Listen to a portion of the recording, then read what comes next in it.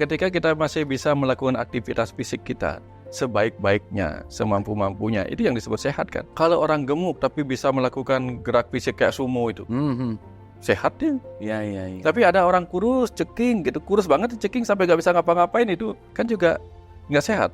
Penuaan itu bukan dimulai dari wajah, tapi dimulai dari kaki. Jadi semudah apapun wajah kita, kalau kaki kita udah gini, kita jalannya sudah kayak renta, kayak orang tua. Betul. Ketika kita olahraga, tubuh kita kan aliran darahnya bagus gitu kan, sehingga otot-otot tidak mudah mengalami stres. Lebih baik geraknya berbobot daripada tidak bergerak jadi berbobot tubuhnya. Oke.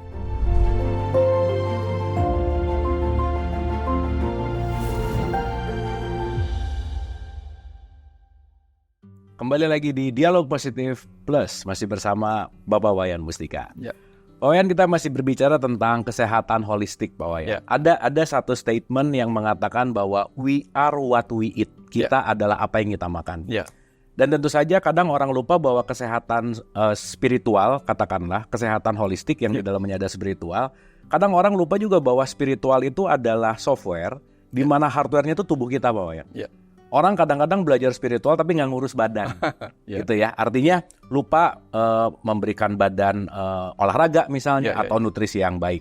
Sehingga katakanlah sekarang penyebab kematian tertinggi di manusia saat ini adalah overeating, terlalu banyak makan, bukan kekurangan makan. Dan itu juga yang akan banyak sekali tentang obesitas atau apapun itu kaitannya sama berat badan. Nah, pertanyaannya gini Pak Wayan. Berat badan seseorang itu kan ada yang lahir tuh kurus, ada yang gede, ada yang sekarang gede banget, terus sekarang ada yang berusaha untuk jadi slim dan seterusnya. Gimana sih perspektif Pak Wayan tentang berat badan ini gitu? Kalau di Jawa itu kan ada ajaran tentang bibit dan bobot. Ya. Jadi memang ada bibit yang selalu berbobot. Oke. Memang kalau sekarang ada yang agak, kan pertanyaan paling susah dari istri itu sederhana. Aku gendutan nggak gitu Pak Wayan? Cuman jawabannya sederhana, kamu nggak gendut sih, cuman kokoh gitu ya. Kokoh, Kelihatannya kokoh gitu. Nah itu mungkin jawaban yang agak lebih wise gitu ya. Kamu, saya gendut nggak? Nggak sih. Cuma kurang ngurusin aja. Kurang ngurusin. Ya. Kadang-kadang kan ada secara DNA kita memang terlahir sebagai anak yang mudah gendut gitu. Dalam arti ketika kita makan sedikit, akhirnya semuanya terkumpul gitu. Ya kan sama kayak ada keluarga. Saya kan sebelahan di rumah saya ada keluarga. Keluarga saya itu keluarga yang gampang gemuk. Keluarga di sebelah saya itu kakak sepupu saya itu nggak bisa gemuk-gemuk. Mau makan sebanyak apapun, tetap segitu dia. Tetap segitu. Ya. Mau cari gemuk kayak apapun nggak bisa. Ya susah dia gitu. Sama dengan keluarga istri saya juga sama. Makan biasa mereka makan itu susah gemuknya. Nah kalau saya dulu susah gemuknya, sekarang susah kurusnya. Tapi yang jelas dulu susah gemuk karena mungkin makannya banyak tapi energinya banyak terpakai juga. Terpakai untuk mikir, terpakai untuk olahraga, terpakai untuk banyak kegiatan gitu. Nah kalau sekarang mikirnya nggak banyak, ya, artinya nggak banyak stresnya gitu. Dulu kan stres kuliah, stres begini, sana kemari gitu. Sekarang mikirnya santai gitu. Semua bisa dinikmati, hidup ini sudah semuanya indah gitu. Lagunya selalu di sini senang, di sana senang gitu. Ditambah makan pula, kurang olahraga. Nah jadi kemarin itu saya putuskan untuk mengambil langkah, bukan untuk tubuh saya saja, tapi terutama untuk kaki saya. Karena kan ada yang mengatakan penuaan itu bukan dimulai dari wajah, tapi dimulai dari kaki. Jadi semudah apapun wajah kita, kalau kaki kita udah gini, kita jalannya sudah kayak renta, kayak orang tua. Betul. Sehingga kita butuh jalan, yang sering. Makanya saya sering ke pantai gitu, menyerap energi matahari, menyerap energi bumi dan sebagainya itu. Tentu dengan mengurangi makan juga. Tujuan utamanya bukan jadi kurus, tapi untuk menguatkan kaki-kaki ini. Karena kalau roda-roda sudah nggak kuat lagi kayak mobil, ya nggak bisa juga. Semewah apapun mobilnya, kalau rodanya udah jeblok gitu, kaki-kakinya nggak bisa dipakai juga gitu. Betul. Ya, jadi bicara kembali tentang tubuh yang gampang gemuk itu ya seperti itu, Kang. Nah, contoh nih ada yang saya baca tadi itu. Makanya jadi vegetarian, makan sayur itu belum tentu kurus. Karena apa? Kudanil aja gitu. Kudanil, udah berenang, ya rajin berenang, rajin jalan, makannya rumput, gendut ya. Benar. Ya kan, Pak Wayan vegetarian udah hampir berapa puluh tahun? 20 ya? Ada 35 tahun kan? Ya. Berpengaruh nggak sih Pak Wayan vegetariannya Pak Wayan terhadap besar atau kecilnya tubuh, gede atau enggaknya gitu? Enggak, sama aja. Sama aja ya? Sama aja. Ya berpengaruhnya itu karena saya kurang gerak aja. Oke. Karena kurang gerak. Oke. Nah, jadi akhirnya mulai saya mengikuti ketika saya sibuk dengan kegiatan nulis buku gitu kan, tetap di meja kan. Mulailah sendi-sendi saya, leher saya memberitahu bahwa kamu kurang gerak. Oke. Sejak itu kemudian, oh ya sorry. Saya bilang sorry sama tubuh saya lalu bergerak. Ya. Nah, dengan bergerak itu dia agak stabil lah begitu. Ya. Nah, yang saya pelajari gini Pak Wayan, bahwa kita tahu bahwa manusia itu kan ada jasad sebagai tubuh dan kita ada punya manas, pikiran, perasaan, emosi gitu. Ya. Di mana emosi itu kan energy in motion, ada gerakan, memengaruhi perasaan dan pikiran. Ya. Artinya kalau kita pengen memiliki akhlak perilaku yang baik, dari pikiran yang baik, tentu dari emosi. Nah, emosi itu dari gerak juga kan. Maka olahraga itu membuat akhlak seseorang itu baik. Betul. Gimana Pak Wayan? Ya. Karena ketika kita olahraga, tubuh kita kan aliran darahnya bagus gitu kan. Aliran darahnya bagus sehingga otot-otot tidak mudah mengalami stres. Pikiran stres kan mempengaruhi otot. Oke. Ya. Makanya kalau orang stres itu kan otot lehernya. Iya. Ditambah lagi kurang gerak, iya, nggak bagus juga. Iya. Nah, kemudian ketika orang lagi stres, tentu dia merasa dirinya akan butuh energi. Karena ketika orang stres, kortisolnya meningkat. Kortisol itu akan membongkar cadangan energi gitu. Dan dia merasa lapar. Dan energi yang asupannya paling menyenangkan tuh yang manis-manis. Jadi banyak orang stres itu makannya yang manis-manis. Karena itu bawaannya begitu. Bawaannya memang begitu. Makanya di barat itu kan gemuk-gemuk semua orang barat itu. Iya, obesitas betul. Obesitas karena apa? Ya makannya tahu kan Kang Abu ya. Banyak yang gula-gula, yang manis-manis begitu gitu. Betul. Karena banyak stresnya. Ya, karena banyak stres, gula itu membuat orang itu adiksi kan. Karena saya kayaknya aman deh masalah energi karena gula sudah masuk banyak gitu. Stres itu akan teratasi dengan ini gitu. Makanya salah satu cara untuk mengatasi stres itu adalah dengan makan coklat. Salah satunya, kalau kita lagi cemas itu makan coklat. Tapi tentu ada efek sampingnya. Jelas sekali efek samping kalau kita makan coklat, makan manis ke samping kan. Melebar ke samping ya. Gitu. Oke. Oh iya ya. Iya ya.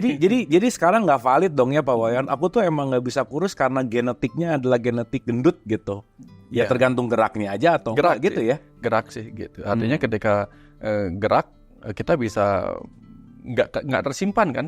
Cadangan energi nggak tersimpan sebagai lemak. Mau genetiknya kayak apapun ya sudah. Yang penting makannya menjadi, kita kan tahu Kang Abu, energi yang memadat menjadi materi. Nah, kita makan energi, ya, ampas-ampasnya terbuang jadi BAB. Tapi ketika energi nggak kepakai kan memadat menjadi materi. Ya kegemukan jadinya. Iya. Tapi ketika dia energi itu kita salurkan menjadi kerja gitu, kan nggak sempat ya memadat. Betul. Ya, betul. Mengalir lagi menjadi energi lain gitu. Iya. Ya, itu sebabnya gerak itu yang paling penting sih Kang Abu. Karena semesta juga mengajarkan bahwa tidak ada benda yang diam ya Pak Wayan. Oh iya. Semua gerak gitu. Ya, mau relatif, mau mutlak gitu. Kita bergerak semua. Tetap gitu. Bergerak. Dan yang menarik gini Pak Wayan, saya mulai menyadari kenapa sih setiap agama tuh punya ritual dan setiap ritual pasti ada geraknya. Persis. Betul ya Pak Wayan? Ya, karena gerak itu menghilangkan stres Kang Abu. Gerak menghilangkan stres gitu. Gerak menghilangkan stres. Ya, karena stres itu kan tekanan. Kalau kita bergerak kan tekanannya berkurang gitu. Ya, contoh nih, pesawat berapa sih beratnya? Berapa sih tekanannya pesawat? Tapi ketika dia bergerak, tuh pesawat kok bisa terbang gitu kan? Seakan-akan berton-ton beratnya itu nggak ada artinya ketika dia bergerak gitu. Ya, ini artinya bahwa gerak itu adalah salah satu jalan keluar kita untuk tidak menjadi berbobot gitu. Ya, lebih baik geraknya berbobot daripada tidak bergerak jadi berbobot tubuhnya. Tapi sekarang suka gini Pak Wayan, ada mindset bahwa ketika gemuk penyakitan, kurus sehat gitu ya. Enggak juga ya? Enggak juga kan. Nah jadi ukuran sehat dari sudut pandang yang kita bisa lihat tuh gimana sih Pak Wayan? Nah, ketika kita masih bisa melakukan aktivitas fisik kita sebaik-baiknya, semampu-mampunya, itu yang disebut sehat kan? Yes. Kalau orang gemuk tapi bisa melakukan gerak fisik kayak sumo itu, sehat dia. Iya. Tapi ada orang kurus, ceking gitu, kurus banget ceking sampai nggak bisa ngapa-ngapain itu. Iya. Kan juga nggak sehat. Iya. Nah, jadi kan tanda-tanda sehat itu kan ada tolak ukurnya. Tuh. Misalnya dia gemuk tapi darahnya normal, semua tensinya normal, cuma tubuhnya aja yang gemuk. Ya, kayak di Afrika tuh misalnya, di Afrika kan ada suku di mana wanita yang gemuk, pinggulnya besar, itu adalah wanita yang idola, betul. Di tempat lain kan beda. Betul. Nah, artinya aturan-aturan itu juga tidak bisa disamaratakan di semua tempat gitu. Oke. Karena kayak misalnya di sini, bagi kita orang barat tuh gemuk-gemuk, obesitas semua gitu. Tapi banyak loh orang barat umurnya lebih panjang daripada kita. Betul. Nggak tentu juga di sini udah kurus mati pula gitu. Udah kurus, sengsara di mati. Afrika kan banyak orang kurus ketika musim kelaparan itu kan. Cuman ada mindset gini loh, orang yang gede tuh, subur tuh sukses gitu. Jadi kalau kurus tuh kayaknya kamu lagi nggak sukses gitu ya, Pak. Ini udah ada mindset gitu. Paling nggak dia sukses menggemukkan dirinya. Tapi dia gagal ngurusin dirinya gitu, gitu. Nah, jadi dari situ kita paham banyak hal tentang kehidupan ini berkenaan dengan genetik dan fenotip. Genetik itu ada kaitan dengan orang tua kita yang mungkin memang DNA-nya DNA orang gemuk gitu. Tapi yang paling penting itu kan fenotip. Apa yang kita dapatkan dari kita menjalani kehidupan ini dengan perilaku, dengan sikap kita terhadap kehidupan gitu. Betul. Ya, sepanjang lifestyle kita nggak bagus, walaupun genetiknya oke. Ya, genetiknya oke gitu. Aman-aman aja gitu. Jadi mungkin perlu digarisbawahi juga Pak Wayan, sesaat kita memperdalam spiritual, jangan lupa juga untuk ngurus tubuh fisik gitu ya Pak Wayan. Oh ya, kan ketika kita punya spiritual ya. Ketika spiritual itu kan bukan hanya untuk kematian. Spiritual juga untuk kehidupan. Spirit bukan hanya tentang roh. Spirit juga tentang semangat. Semangat bekerja, semangat menjalani peran kehidupan. Tapi kalau tubuhnya nggak mendukung semangat itu gimana? Misalnya nih, aku semangat ingin mengejar target gitu. Tapi begitu terlalu gemuk nggak bisa ngejar juga dia. Kalau misalnya terlalu kurus juga nggak bisa. Makanya dulu di ajaran Buddha, di kisahnya Buddha, ketika Buddha melakukan tapa brata yang luar biasa kerasnya sampai kurus ceking dan bahkan mendekati kematian karena kekurangan energi, kan dia dicerahkan oleh sejumlah pemain musik dan penari yang lewat main sitar. Nyanyiannya begitu. Senar terlalu kencang putus, senar terlalu kendor suaranya kurang bagus. Nah, itu pesan mendalam bahwa apa? Kalau kita terlalu kurus berbahaya juga, terlalu gemuk berbahaya juga. Jadi yang tetap apapun yang terpenting adalah ideal. Nah, di pertengahan. Di pertengahan. Makanya Buddha mengajarkan jalan tengah. Ya.